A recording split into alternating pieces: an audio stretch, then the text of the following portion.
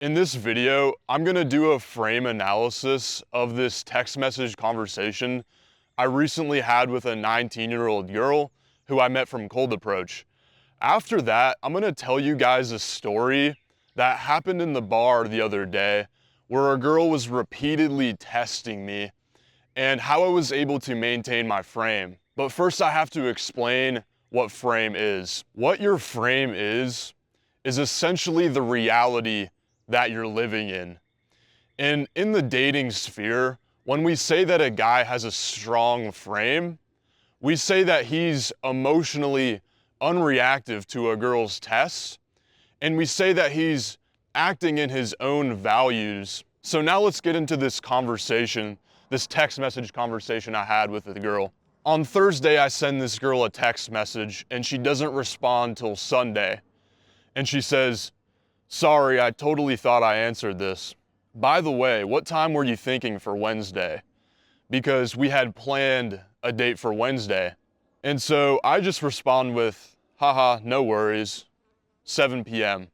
And so the frame here is that she's apologizing for not responding to me. And I just say, "Haha, no worries, 7 p.m.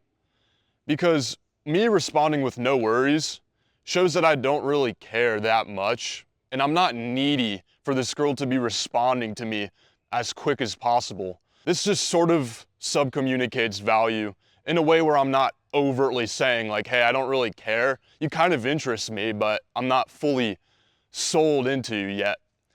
And then I just respond with 7 p.m. I just give a clear, concise response showing that I'm decisive. And she says, "Okay, sounds good," smiley face. And then I respond with, "I'll pick you up because I'm a gentleman." And so I'm being decisive here. I'm just telling her, hey, I'll pick you up. I'm not asking her, hey, do you want to pick me up? I kind of make that a little more soft with saying that because I'm a gentleman. This is something I got from Kyle. It's a way of sort of leading the girl in a softer way by saying you're a gentleman. And it's obviously joking.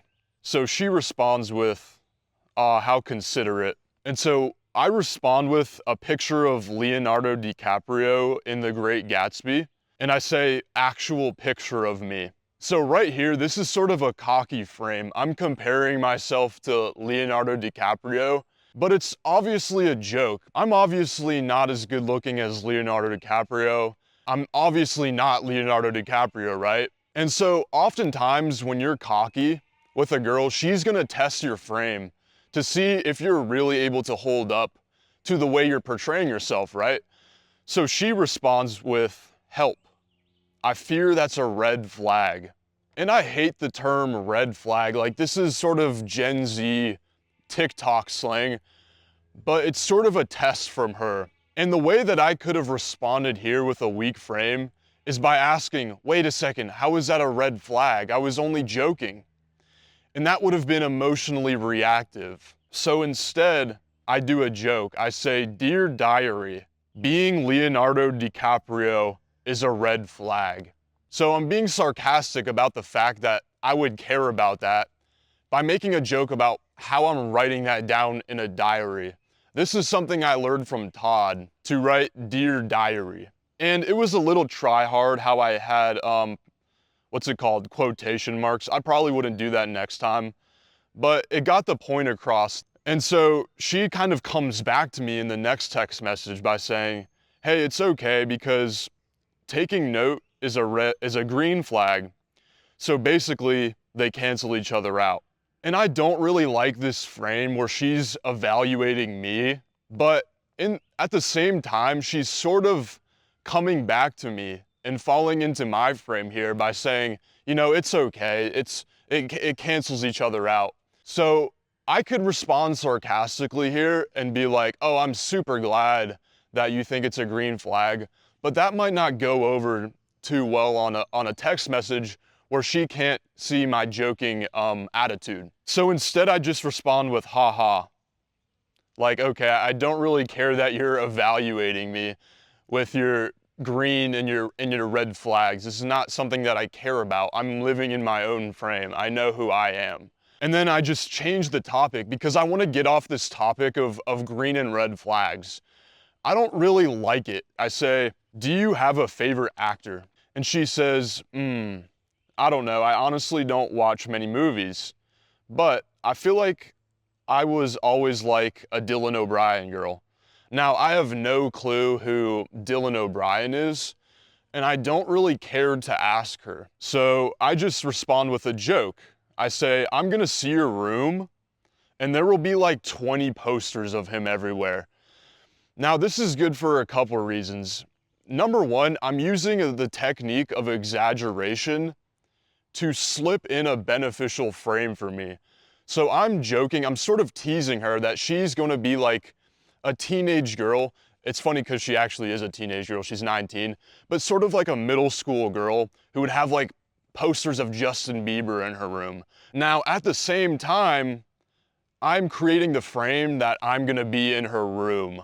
So I'm slipping that in there with a joke, with a tease about her, which is a very beneficial frame to me. And then, so she responds with, no, trust, it's fine. Although there's a massive poster of Matthew Gray Gubler or something, which is another actor that I just don't know. And then I respond with, I hope he's not better looking than me, or I'll be insecure. And so right here, what I'm doing is actually a DLV, or a demonstration of low value, which is actually a demonstration of high value. So I'm being self-deprecating by saying a joke about how I'm gonna be insecure about a guy who is more attractive than me. So why is that actually a demonstration of high value? Because it shows that I'm not the jealous type, or it shows that I'm not affected by some guy who she has a crush on, some celebrity who she has a crush on. And you'll see that girls do this test a lot. They'll bring up other guys in conversation to see how you react. And then she responds with, oh, he's really fine. You should be scared. Like, that's not gonna affect me once again. And she says, have you ever seen Criminal Minds, which I guess is some TV show? And I respond with, I haven't. You'll have to put me on. So I'm being honest here, I haven't. I'm not gonna be the guy who lies about seeing a show that I haven't. When you're the guy that lives in his own reality, this is just one of those characteristics that subcommunicates value.